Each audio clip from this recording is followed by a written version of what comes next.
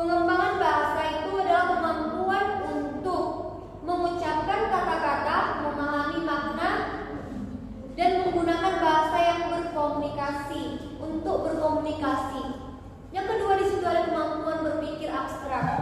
Kemampuan untuk berpikir abstrak ini itu untuk memahami konsep-konsep yang lebih kompleks atau berpikir secara abstrak. Yang C di sini ada pemecahan masalah. Pemecahan masalah ini adalah kemampuan untuk mengidentifikasi masalah, memikirkan solusi alternatif, dan memilih solusi yang terbaik. Yang keempat di sini ada perkembangan pengetahuan dan memori. Jadi kemampuan untuk memahami dan mengingat informasi baru serta menghubungkannya dengan pengetahuan yang sudah ada. Yang kelima ini ada perkembangan kemampuan sosial dan emosional. Di sini kemampuan untuk berinteraksi dengan orang lain, memahami perasaan atau memahami perasaan mereka dan mengatur emosi sendiri. Yang keenam di sini kemampuan berpikir logis. Jadi kemampuan ini adalah untuk menggunakan logika dan penalaran untuk memahami situasi dan membuat keputusan. Yang ketujuh ada pengembangan kreativitas. Jadi pengembangan kreativitas ini itu adalah kemampuan untuk berpikir secara kreatif, menghasilkan ide-ide baru, dan mengekspresikan diri dengan cara yang unik.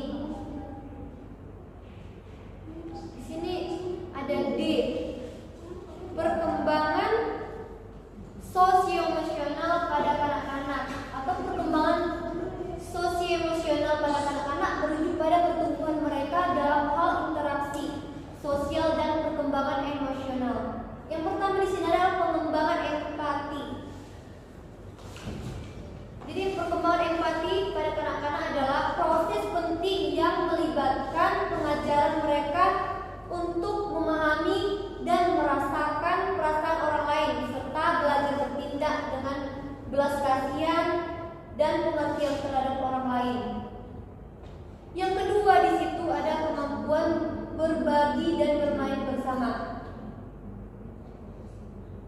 Pada kanak-kanak merupakan aspek yang penting dalam perkembangan sosial mereka.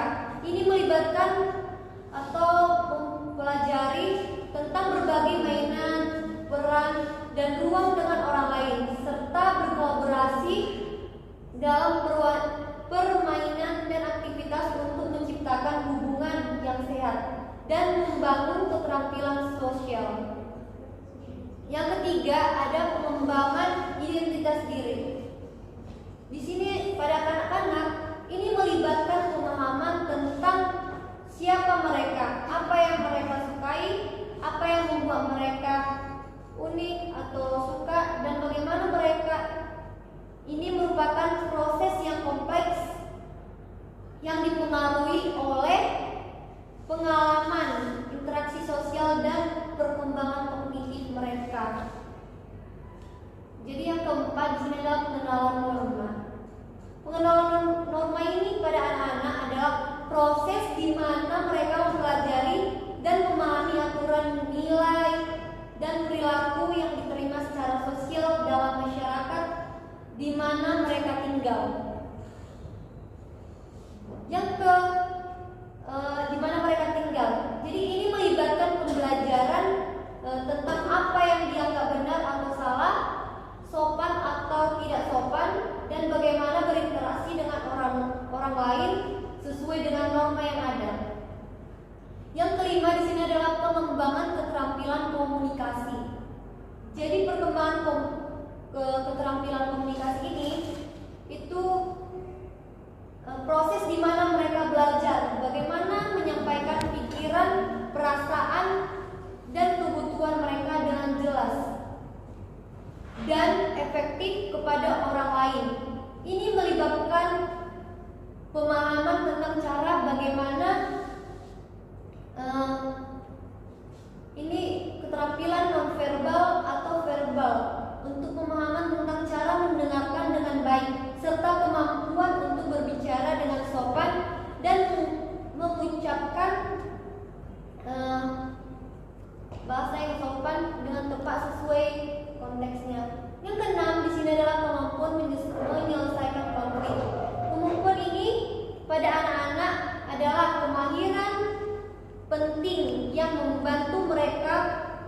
belajar bekerja sama, memahami emosi, dan membina, memberi hubungan yang sehat.